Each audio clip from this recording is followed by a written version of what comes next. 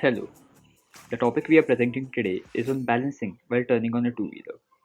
Of course, in the last 6 months or so, we have been in lockdown, and during these perilous times, simple hobbies like riding a bicycle have come to the fore again. After much practice from our childhood, we have subconsciously learned how to ride a bicycle quite easily.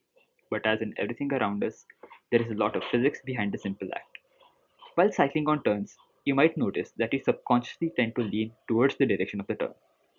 Of course, this is more evident at higher speeds, and you might have seen professional riders almost touching the ground while leaning on sharp turns on racetracks. In the same way, this happens while riding a bicycle, and this can easily be seen during a professional bicycle race. Why do we do this, and what is the reason behind this simple action? The basic principle applied here is gyroscopic coupling, where the tilt is to counter the reactive gyroscopic couple. What happens is that while riding on a straight path, the wheels rotate in the clockwise direction, and by using the right hand thumb rule, we get the omega vectors direction. Now assume that you are taking a left turn. In order to turn left, you rotate your handlebar in an anti-clockwise direction. This causes a torque to be acted on the wheel in the direction perpendicular to the ground in the upwards direction. But in this situation, we can assume that the bicycle and the rider are one body and take the forces into account. So while turning, we are actually covering or traveling on an arc of a circle. So the axis of precession is actually the axis of the circle, whose direction can be found using the right hand rule, which gives the direction as perpendicular to the ground away from it. The axis of spin of the wheel is along the ground and pointing towards the axis of precession, which causes the gyroscopic effect as two rotations are happening at the same time. Now the two axes are perpendicular to each other. Using this, we can find out the active gyroscopic couple. Gyroscopic couple is basically a force acting in a direction perpendicular to both the axes in order to make a gyro process which opposes any change of the inclination of the axis of rotation.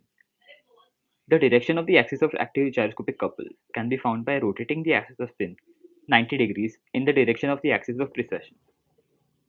By this, the axis of the active gyroscopic couple is in the direction opposite to the direction of straight line propagation of the bicycle, parallel to the ground.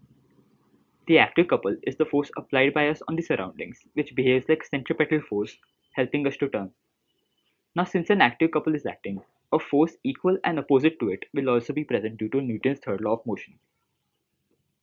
This couple is called the reactive gyroscopic couple and acts in the direction opposite to the active gyroscopic couple. The reactive couple is like a centrifugal force, which pushes at the rotating body so in outwards direction and opposes the rider or biker to turn. Since it acts opposite to the active couple, its axis is also perpendicular to the axis of the active couple. This is in the direction of the straight line propagation of the bicycle, parallel to the ground. Now since this is a torque, it will have a curling effect on the bicycle and tilt the bicycle and the rider in the clockwise direction or the right side. And to counter this tilt, we lean in the anti-clockwise direction or the left side. The effect of the reactive gyroscopic couple can be felt as soon as the turn is over. The bicycle has a tendency to automatically get restored back to its original position.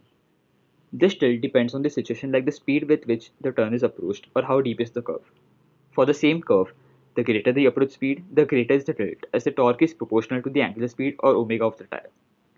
I hope this project helped you understand the nuances behind riding a bicycle. So what are you waiting for? Get your cycle and ride on.